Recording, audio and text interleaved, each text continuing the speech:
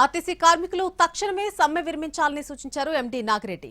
కార్మికుల డిమాండ్లు ఇతర అంశాల గురించి ప్రభుత్వానికి నివేదిక సమర్పిస్తామని అన్నారు. ఒక సమయంలో జీతాల గురించి ఇబ్బందులు పడిన పరిస్థితి నుంచి ఇప్పుడు ప్రభుత్వ సహకారంతో అన్ని చక్కగా చేసుకోగలుగుతున్నామని అన్నారు. మరిన్ని వివరాలు ఆర్టీసీ ఎండీ నాగిరెడ్డితో మా ప్రతినిధి రాధిక ఫేస్ టు ఫేస్ లో చూద్దాం.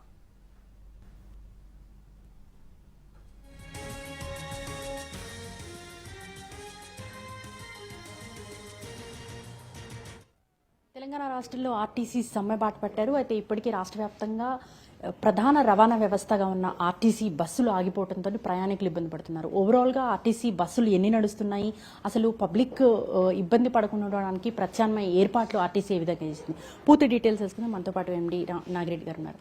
సార్, ఆర్టీసీ సమ్మెకి వెళ్ళిన తర్వాత, కార్మికులు సమ్మెకి వెళ్ళిన తర్వాత మనకి రాష్ట్ర వ్యాప్తంగా చాలా ఇబ్బందులు పడుతున్నారు. ప్రైవేట్ ట్రావెల్స్ దోపిడీ మొదలుపెట్టింది.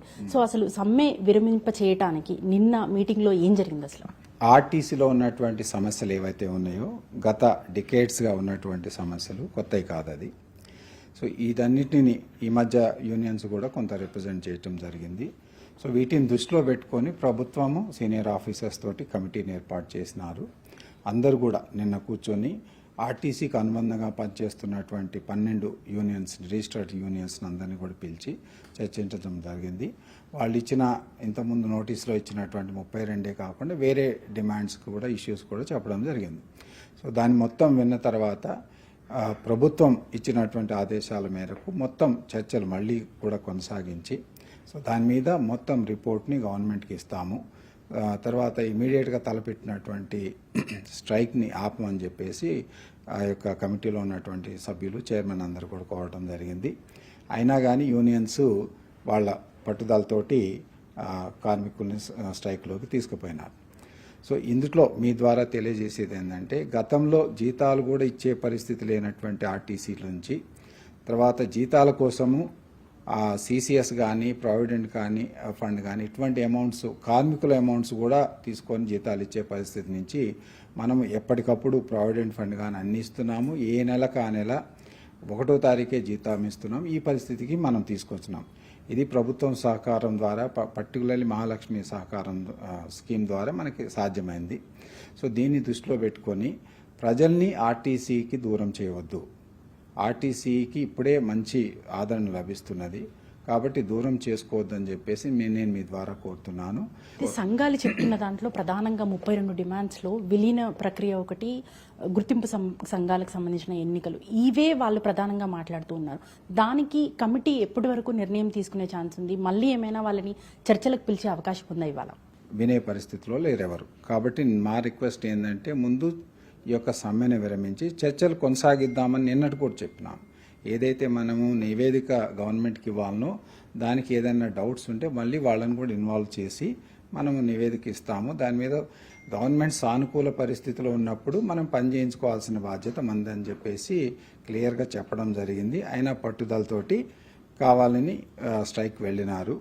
దీంతో పాటే ఆల్రెడీ కమిటీ ఏర్పాటు చేసింది కాబట్టి కొంతమంది కార్మికులు, తర్వాత అసోసియేషన్స్ వాళ్ళు ఆల్రెడీ ప్రభుత్వం ముందడుగు వేసింది కాబట్టి మేము విరమించుకుంటున్నాము, అందులో పార్టిసిపేట్ చేయమని చెప్పడం కూడా జరిగింది. అందుకే మార్నింగ్ ఏదైతే 10% మాత్రమే బస్సులు నడిచింది, ఇప్పటికి 20% వరకు కూడా బస్సులు నడిపిస్తున్నాము. ముందు అది ఇంకా ఇంప్రూవ్ అయ్యేదానికి అవకాశం ఉంది. అంటే రాష్ట్ర వ్యాప్తంగా మనం చూస్తే బస్సుల తిరగటం అనేది మనం డిపోలకే పరిమితమైనవి ఎక్కువగా కనిపిస్తున్నాయి. మీరు 25% అంటున్నారు, కానీ దాంట్లో ఆర్టీసీ బస్సులు చాలా తక్కువ ఉన్నాయి, ప్రైవేట్ హైర్డ్ బస్సులే ఎక్కువగా కనిపిస్తున్నాయి. సో ఓవరాల్గా కండిషన్ ఏంటి అసలు? ఏ బస్సులైనా కానీ అల్టిమేట్లీ ఆర్టీసీ కానీ ప్రైవేట్ అయినా కానీ ఆర్టీసీ ఆధ్వర్యంలో నడుస్తుంది. ఏ బస్సు కూడా ప్రైవేట్ ఆధ్వర్యంలో నడుస్తున్న బస్సుల్లో మహాలక్ష్మి పథకం కానీ, పాసులు కానీ ఏవి అలో చేయట్లేదు, యాక్సెప్ట్ చేయట్లేదు వాళ్ళు. నో ఈ రోజు మేము చెప్పింది ఏంటంటే, అన్ని బస్సుల్లో కూడా అన్ని సదుపాయాలు ఇచ్చేయమని చెప్పినాము. ఎక్కడైతే కండక్టర్ లేని పరిస్థితి ఉన్న దగ్గర కంప్లీట్గా మహాలక్ష్మి పథకం ద్వారా నడిపించేసేయండి అని చెప్పడం జరిగింది.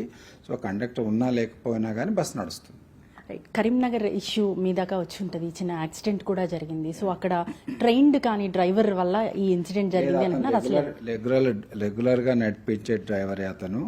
సో అక్కడ ఉన్నటువంటి పరిస్థితి ప్రకారం యాక్సిడెంట్ జరిగింది. దాని గురించి ఆందోళన పడాల్సిన అవసరం లేదు. ఒక పర్సన్కి ఫ్రాక్చర్ అయింది, మిగతా వాళ్ళకి ఎటువంటి ఇబ్బంది లేదు. సో ఇది మొత్తంగా తెలంగాణ రాష్ట్ర వ్యాప్తంగా జరుగుతున్న సమ్మెను విరమింపజేసి విధుల్లోకి చేరాలి అని రిక్వెస్ట్ చేస్తున్నారు. ప్రభుత్వం ఇచ్చే ఇటు సబ్సిడీ ఏదైతే మహాలక్ష్మి సబ్సిడీ ఉందో అట్లాగే మొత్తం రాష్ట్ర వ్యాప్తంగా వచ్చే ఆదాయం ఏదైతే ఉందో దాని మీద ఆధారపడి మాత్రమే ఆర్టీసీ కుటుంబాలు బ్రతుకుతున్నాయి. కాబట్టి మానవతా హృదయంతో ఈ సమ్మెను విరమింపజేసి చర్చలకు కొనసాగించాలని చెప్పేసి ఎండీ రిక్వెస్ట్ చేస్తున్నారు. కెమెరా పర్సన్ రాజేష్తో రాధిక, ఎన్టీవీ, హైదరాబాద్.